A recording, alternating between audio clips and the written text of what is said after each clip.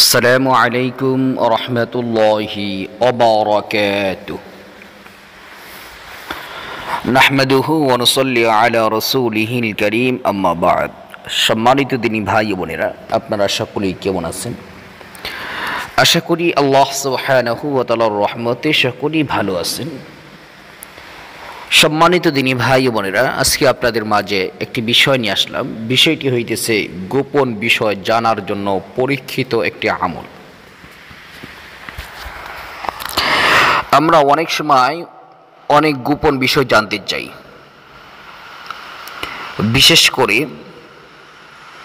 আপনার স্ত্রী পরকীয়া করে কিনা বা আপনার স্বামী পরকীয়া করে কিনা,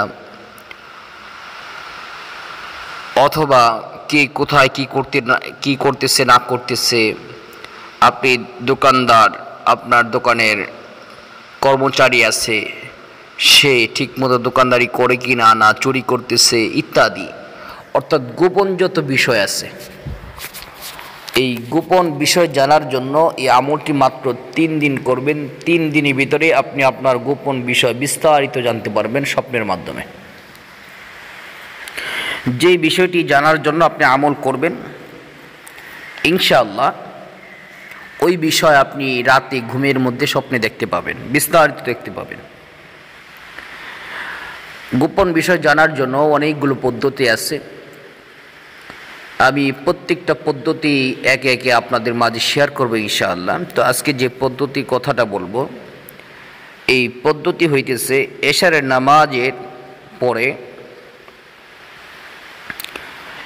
নামাজের পরে আপনি 2 রাকাত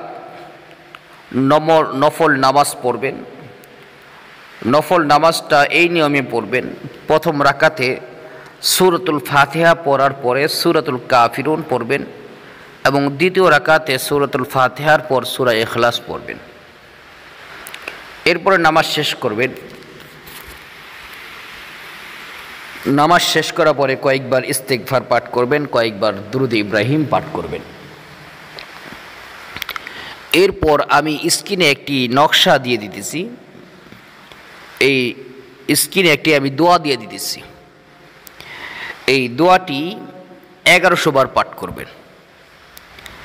দোয়াটি হইতেছে: ইয়া খবীরু আখবিরনি, ইয়া বাশীরু আবশিরনি, ইয়া আলীমু আল্লিমনি, ইয়া মুবিনু বাইয়িননি, ইয়া আহাদু ইহদিনি বিরহমাতিকা ইয়া আরহামার রাহিমিন।